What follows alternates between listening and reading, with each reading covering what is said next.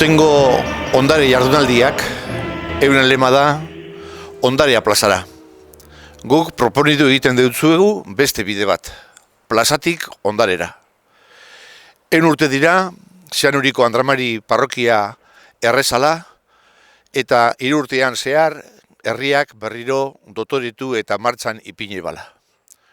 Hori dalata, 4 aukera emoten duguz, gogoratzeko.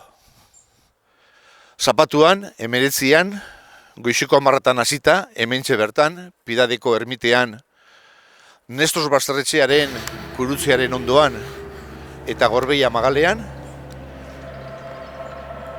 bisita gidatu bat egingo dugu parrokiari Jon Urritzuturen eskutik.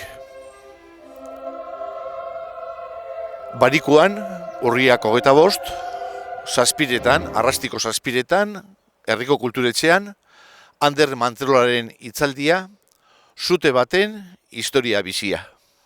Zapatuan, urriaren 26an, gabeko 8etan plazan elkartuko gara, kandela bana eskuan, txistularien laguntzaz, etorriko gara danok kandela gauan ibilaldian.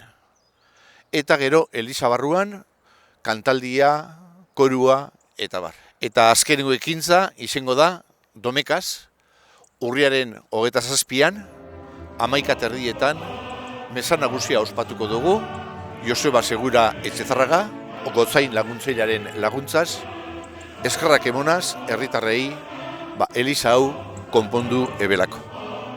Anima zaiteze eta etorri edozein aukera aprobetxatuz.